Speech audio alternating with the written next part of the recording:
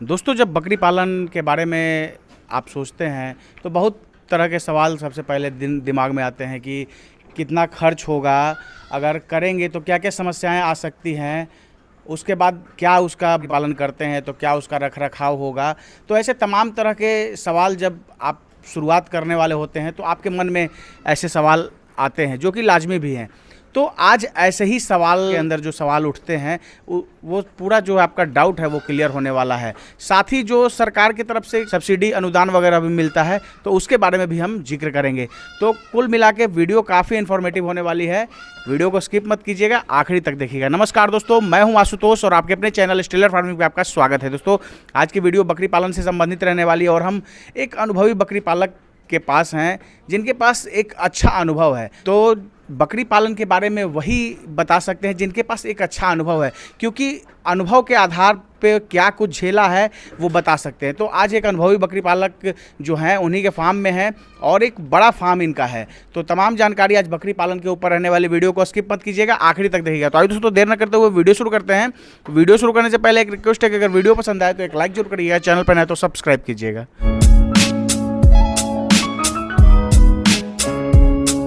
Sir, हमारे channel पे आपका स्वागत है। सर, हमारे फार्म पे आपका और आपके जितने व्यूअर हैं सभी का बहुत बहुत स्वागत है। सर, आपके पास एक अच्छा अनुभव है, तो जो बकरी पालन करने वाले लोग होते हैं तो उनके दिमाग में जो है बहुत तरह के सवाल आते हैं। तो आज जो एक आम सवाल होते हैं वही आज हम आपसे पूछेंगे। तो सबसे पहले ये बताइए कि जैसे बकरी पालन अगर कोई करना चाहते हैं तो सबसे पहले क्या उनको कैसे अपनी व्यवस्था होना चाहिए, कैसा मैनेजमेंट होना चाहिए, उसके बारे में बताइए।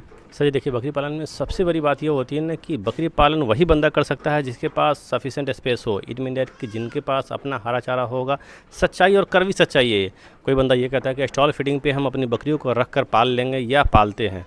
हमने भी स्टॉल फीडिंग पे पाला है, लेकिन इतने दिनों में हमने ये महसूस किया कि नहीं, स्टॉल फीडिंग पे बकरी को कंटिन्यू पालना बड़ी मुश्किल है। जैसे बरसात का मौसम है, ठंडी के मौसम है, कुछ दिन आप स्टॉल फीडिंग पे मतलब गेहूं का भूसा, चोकर चना का छिलका वगैरह खिलाकर आप पाल सकते हैं। लेकिन अगर आप उसमें सर्वाइव करना चाहते हैं, आगे का लाइफ उसमें बनाना चाहते हैं, तो हर हाल में आपको हरा चारा होना चाहिए।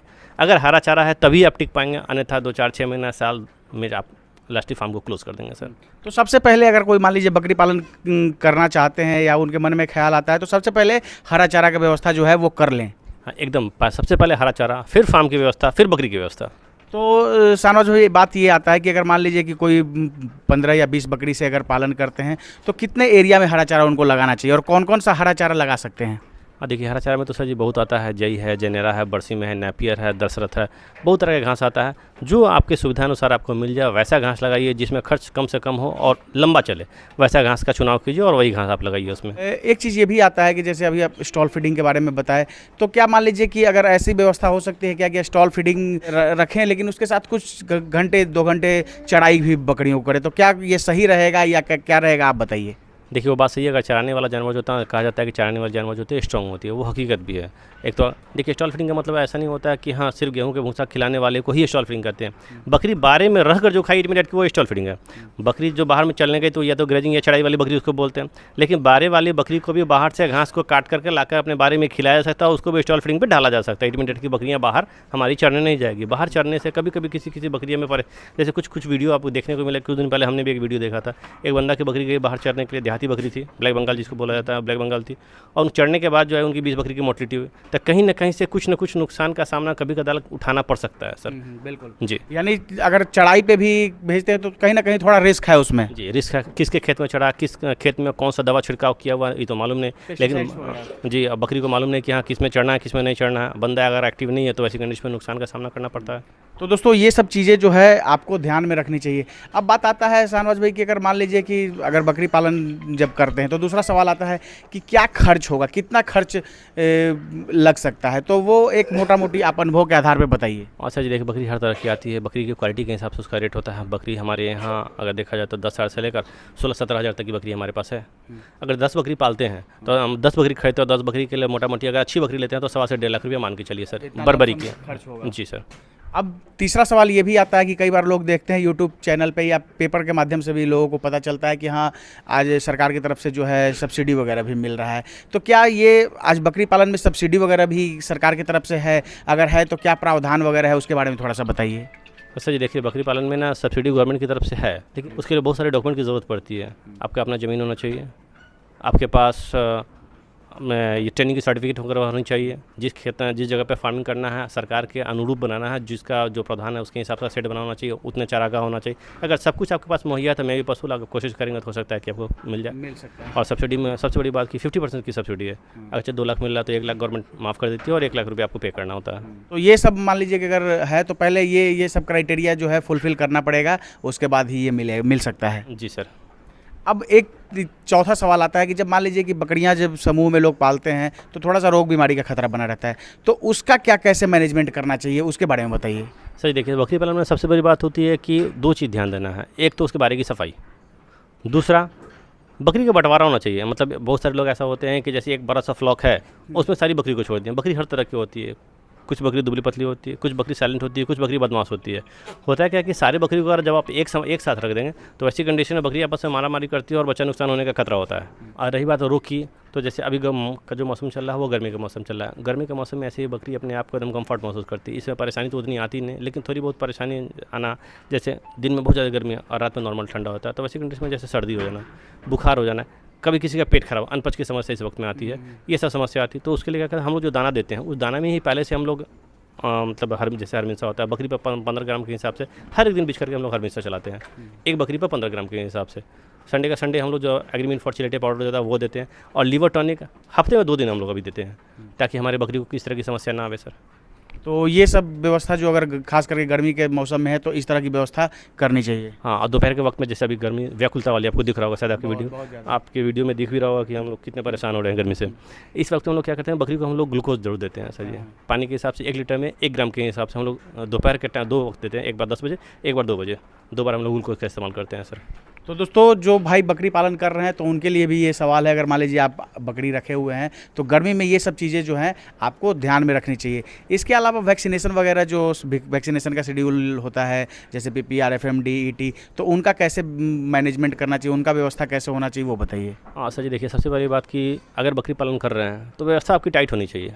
ढीला चला व्यवस्था से बकरी पालेगी। जैसे आप हमारे बाग में जैसा कि आप लोग जान रहे हैं कि लगभग 400 प्लस बकरियाँ होती हैं हमारे यहाँ हर बकरी पर नंबरिंग होता है। 1 से लेकर लगभग 350 बकरियाँ, बाकी रेस्ट हमारे उसके बच्चे हैं। बच्चे पर भी बच्चे और माँ के साथ में नंबर होता है, इस तरह करके होता है। तो हम लोग ये करते हैं कि जैसे कौन सी बकरी को कौन सी वैक्सीन पड़ी और किस डेट के ऊपर, कब वो एक्सपायर कर रहा है, फिर से उसको कब से रिपीट करना, वो टोटल हमारे लैपटॉप में मेंटेन होता है सर। सब कुछ मेंटेन हम लोग करके चलते हैं। एक बकरी का, हर एक बकरी का, जैसे 44 नंबर की बकरी होगी तो 44 नंबर बकरी का रिकॉर्ड हमारे पास पूरा मिल जाएगा आपको कि 44 नंबर बकरी किस दिन प्रेग्नेंट हुई, कौन सी वैक्सीन किस डेट को उसको लगी और नेक्स्ट वैक्सीन उसको कब लगाना है। वो अगला डेट भी मेंशन किया होता है, कितने दिन के बाद इस डेट को वैक्सीन लगा देना है, इस डेट को उसको कीड़े की दवा देनी है, इस डेट को उसको आइवरमेक्टिन लगानी है, कब बच्चा देने वाली है और आज बच्चा दी तो कितने दिन के बाद वो गर्भित हुई, वो सारा कुछ डिटेल हमारे पास होता है सर। तो एक फार्म चलाने में अगर इस तरह का डेटा आप संकलित करके रखते हैं तो काफ़ी सहूलियत हो जाती है, कोई ज़्यादा टेंशन नहीं होता है। अच्छा देखिए क्या होता है, अगर से आप ये सब चीज़ मेंटेन करके चलते हैं ना तो आप नुकसान से बचेंगे। जैसे होता है कि बकरी जैसे आज बच्चा दे दी, मे भी बस हो सकता है 3 महीना हो गया, 4 महीना हो गया, और एक साथ में अगर आपके पास 50 बकरी, तो कौन सी बकरी गाभिन हुई और कौन सी बकरी कितने दिन के बाद गाभिन हुई, कब कितने दिन के बाद बच्चा दी, ये आपको मालूम होगा। तभी तो मालूम चलेगा कि भैया बकरी आज बच्चा दिया 4 महीना हो गया, ये बकरी अभी तक गर्भित नहीं हुई, तो गर्भित क्यों नहीं हुई, इस चीज़ को तभी आप देख सकते हैं जब आपके पास रिकॉर्ड मेंटेन होगा। अगर रिकॉर्ड ही नहीं तो आपको मालूम ही नहीं कौन सी बकरी गर्भित है, कौन सी बकरी खाली है, किसने कब बच्चा दिया, कितना दिया तो नहीं दिया, क्या हुआ नहीं हुआ, ये सब कुछ तो रिकॉर्ड से मेंटेन होगा तभी मालूम चलेगा सर। सबसे इम्पोर्टेंट सवाल है कि मान लीजिए कि फार्म भी बना लिया, हरा चारा वगैरह लगा लिया, बकरियां भी फार्म के अंदर आ गई, तो अब फिर बकरी पालन से जो है मुनाफा कैसे कमा सकते हैं, तो ये सबसे इम्पोर्टेंट सवाल है, तो इसके बारे में बताइए। अच्छा जी देखिए, बकरी पालन में मुनाफा जो है उसका बच्चा ही है। जैसे बर्बरी अमूमन देखा जाता है 12 से 13 महीने में 2 बार बच्चे देती है। जनरली 2 नहीं 4 बच्चे उसके, ऑन एवरेज 13 महीने में 2 बार बच्चे आ जाते हैं और 4 बच्चे आ जाते हैं। उसके बच्चे ही जितने अच्छे रेट में बिकेंगे वही हमारा शुद्ध बेनिफिट होता है। बच्चे तब अच्छे आएंगे जब उसकी माँ अच्छी होगी, उसका बाप अच्छा होगा। इट मीन दैट कि हमारा मेल फीमेल जो होगा बर्बरी का या जो भी बकरी पालते हैं उसका अगर मेल फीमेल बढ़िया हो तो जाहिर सी बात उसके बच्चे अच्छे आएंगे। बच्चे तो अच्छे आएंगे जब तक वो अपनी माँ का दूध पी रहा है, दूध पर एस्टेब्लिश है। लेकिन दूध के बाद जब हमें उसका बाहरी आउटर जो उसका हमें ग्रोथ लेना है, उसके खाने पीने के ऊपर डिपेंड करता है कि हम उसकी खिलाई पिलाई कैसे करते हैं, हम उसका रख रखाव कैसा करते हैं। तो उसके खाने पीने पर फुल मेंटेन करना चाहिए, जो शेड्यूल हो उसके हिसाब से देना चाहिए। जैसे हम लोग जो देते हैं सुबह में गेहूँ का भूसा, जैसे अभी गर्मी का मौसम है, अभी के बता रहे हैं, गेहूँ का भूसा, चोकर, चने का छिलका, ये 3 चीज़ की हम लोग सानी बनाते हैं, साथ में नमक रखते हैं और हर एक दिन बीच करके हर इंसा का इस्तेमाल करते हैं। हर बकरी 15 ग्राम के हिसाब से उससे सबको सानी बनाते हैं और सुबह का सुबह दे देते हैं, दिन भर कुछ नहीं मिलेगा गर्मी में। फिर शाम के वक्त में भर पेट हड़ चढ़ा देंगे, हमने सुपर नेपर लगाया हुआ और जनरल लगाया हुआ, भर पेट हड़ चढ़ा देंगे, बस 2 टाइम देते हैं और ये चीज़ हम लोग खाना देते हैं। अल्हम्दुलिल्लाह हमारी बकरी जो होगी आपके सामने दिख रहा होगा। और देखिए सबसे बड़ी बात क्या है कि अगर हम जो बकरी का जो बच्चा हमारे यहाँ है, जैसे 4 बच्चे, आपने 10 बकरी रखा था, 40 बच्चे के नियर 35 से 40 बच्चे आ जाएंगे। अब इस 40 बच्चे में हमें ये देखना है कि कौन सा बच्चा अपने फार्म में रखना है, कौन सा बच्चा सेल आउट कर देना है कटिंग पर्पस से। ये कभी फार्मिंग करेंगे तो सारे बच्चे अच्छे नहीं आते हैं या सारे बच्चे खराब नहीं आते। अपने को उसमें चुनाव करना है। लगभग 50% बच्चे वैसे आएंगे जिसकी तैयारी कर, जिस बच्चे को अपने यहाँ पाल कर, या तो फीमेल है तो ब्रीडिंग में अगरचे अच्छा मेल आता है तो उसको कुर्बानी के पर्पस से तैयार करके उस वक्त में अच्छे मुनाफा रेट में बेचा जा सकता है। जिस बच्चे का हमने देखा कि वो सिंगल फ्रेम का जानवर है, छोटे कद का है, जिसका बॉडी स्ट्रक्चर बढ़िया नहीं है, जिसका ग्रोथ अच्छा नहीं, कुछ जानवर ऐसा होता है जो हमसे बीमार दिखता है, उन सब जानवरों को हम कटिंग पर्पस से कटिंग वाले से निकाल देंगे। जो हमारा शुद्ध बेनिफिट होगा वो हमारा निकल जाएगा सर। तो इस तरह से दोस्तों ये आप आप फार्मिंग कर रहे हैं, गॉट फार्मिंग कर रहे हैं, तो उसमें इस तरह का डाइवर्सिफिकेशन करके रखें कि कुछ जो है आप कटिंग मार्केट में, जैसा कि शाहनवाज भाई ने बताया कि कटिंग मार्केट में निकालिए, और कुछ जानवर जो है आप कुर्बानी के लिए भी तैयार करके वो कर सकते हैं। अब एक चीज़ ये भी आता है, जैसे कुर्बानी के लिए जो है बात आई है शाहनवाज भाई, तो बात करते हैं कि मान लीजिए कि जो मेमने आते हैं तो उसका कितने दिनों के बाद बधियाकरण उसका कर देना चाहिए, उसके बारे में बताइए। देखिए बधियाकरण 45 दिन से लेकर 3 महीने के बीच में हो जाए तो ज़्यादा बेहतर है, क्योंकि उसका अंडकोश उस समय छोटा होता है। अगर पंच करवाते हैं उस वक्त गलने में भी कोई परेशानी होती है, अगर चीरा लगा कर निकलवाते हैं तो ईजिली निकल भी जाता है। तो 1.5 महीना से लेकर मतलब 45 दिन से लेकर 90 दिन के बीच में निकल जाता है तो वो ज़्यादा बेहतर होता है सर। और उसके बाद फिर जो है उसका अच्छा ग्रोथ होगा उस जानवर का। हाँ, उसका मतलब बधिया करवाने के बाद बच्चे का ग्रोथ जो होता है ना वो अच्छा हो जाता है सर। आपके पास भी काफ़ी जानवर उधर देख रहे हैं कि फ्लॉक में जो उस साइड अलग सेक्टर जो बना हुआ है आपका, काफ़ी जानवर हैं, काफ़ी अच्छे हाइट में हैं, तो कैसे इतने सॉलिड जानवर कुर्बानी के लिए आपने तैयार किए? हाँ सर जी, देखिए हम लोग कुर्बानी का जानवर तो पहले स्पेशली बरबड़ी पे काम करते थे और बरबड़ी की पालन करते थे, लेकिन इस पर कुर्बानी के जानवर में थोड़ी सी परेशानी आई। जो बाहर से कुर्बानी का जानवर इतना महंगा हो गया कि हम नहीं मिल पाया, तो हमने इस बार सोचा कि चलो कुर्बानी का जानवर ही हम लोग क्यों नहीं तैयार करें। तो हम लोगों ने ऐसा सोचा कि एक फ्लॉक को मतलब लगभग 100 बच्चे 100 खस्सी हम लोग इस बार कुर्बानी के लिए तैयार करेंगे, जो हमारे यहाँ सालों भर बिकते भी रहेंगे सर।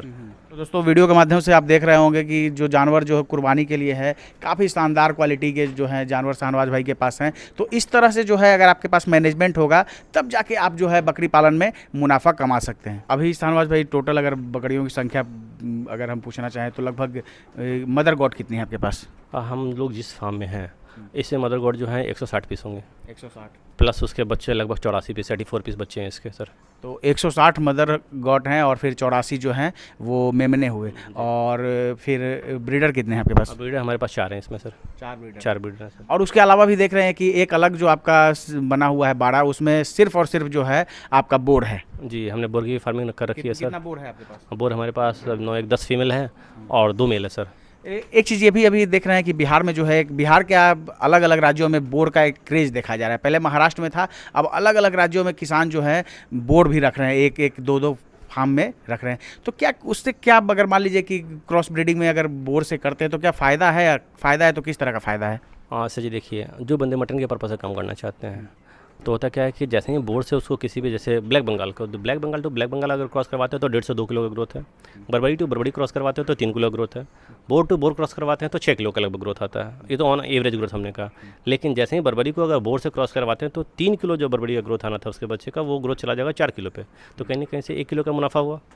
इन्वेस्टमेंट हमें वन टाइम करना है, लेकिन उसका गेन तो हमें जब तक हमारी बकरी है और ब्रीडर है तब तक उससे हम लोग बेनिफिट ले रहे हैं। तो मटन पर्पज़ से जो बंदे काम कर रहे हैं तो उनको पास अगर बोर है तो बोर से अगर वो अपनी बकरियों को क्रॉस करवाते हैं, उसका वेट गेन जो होता है उसकी मदर ब्रीड की अपेक्षा कुछ ना कुछ परसेंट एक्स्ट्रा आ जाता है सर जी। तो मान लीजिए कि अगर जो किसान भाई अगर मीट पर्पज़ से काम कर रहे हैं तो वो अपने फार्म में एक बोर का ब्रीडर रख सकते हैं? जी, एकदम ज़रूर रखें सर जी। अगर मटन पर्पज़ से काम करना है तो बोर की ब्रीडर रखें और उसके बच्चे लें, अच्छे मुनाफा देखी जाएगी वो सर। मेरा अंत में सवाल शाहनवाज भाई, बहुत सारे लोग जो हैं आपको देख रहे हैं और आपके पास एक अच्छा अनुभव है, तो अपने अनुभव के आधार पे बकरी पालन से संबंधित एक मैसेज दे दीजिए। सर जी, देखिए बकरी पालन बहुत अच्छा व्यवसाय है और इसको किया जाता है। जैसा कि आपको दिख रहा होगा कि हमारे फार्म पे तो आप हमेशा आते हैं और कुछ ना कुछ आपको इंक्रीमेंट मिलता होता है। कहीं ना कहीं से अगर बकरी पालन में फ़ायदा है तभी इसमें हम लोग आगे की ओर बढ़ा रहे हैं। लेकिन इसमें धैर्य की ज़रूरत होती है, एकदम धैर्य के साथ करें और मेहनत से करें, इंशाल्लाह रिजल्ट इसका बहुत बढ़िया मिलेगा। बहुत बहुत धन्यवाद समय देने के लिए और जानकारी देने के लिए। जी सर जी, आपका भी बहुत बहुत धन्यवाद जो आप हमारे फार्म पे आए सर। दोस्तों ये हैं शाहनवाज भाई और बिहार में उन्नत गोट फार्म के नाम से बिहार के मुजफ्फरपुर में एक बड़ा बड़बड़ी का जो है ब्रीडिंग सेटअप है। उसके साथ भी जो है अब शाहनवाज भाई बोर्ड पे भी काम कर रहे हैं और कुर्बानी के लिए भी जो है अच्छे खासे जानवर तैयार करते हैं। तो अगर इनकी तरह आपको बनना है तो आपको जैसा ये इन्होंने मैनेजमेंट बताया है इस तरह का मैनेजमेंट आपको करना पड़ेगा और इस तरह का मेहनत आपको करना पड़ेगा, तब जाके बकरी पालन में एक अच्छा मुनाफा आप कमा सकते हैं दोस्तों। तो दोस्तों आशा है ये वीडियो आप सबको काफ़ी पसंद आई होगी। फिर भी हो सकता है कि हमारे से कोई प्रश्न पूछने से रह गए या आपके अंदर कोई डाउट है तो आप कमेंट कर सकते हैं। आपकी सहूलियत के लिए शाहनवाज भाई का नंबर मैंने दे दिया है। अगर बकरी पालन से संबंधित कोई सवाल है या बकरी पालन से संबंधित कुछ जानकारी चाहते हैं आप, तो आप इनसे कॉल करके अपने डाउट को क्लियर कर सकते हैं या नियर बाई एरिया में है तो आप इनके फार्म में विजिट करके सर से मिल भी सकते हैं। दोस्तों आशा ये वीडियो आप सबको काफ़ी पसंद आई होगी। अगर पसंद आए तो एक लाइक जरूर करिएगा, चैनल पर नए तो सब्सक्राइब कीजिएगा। Thank you for watching.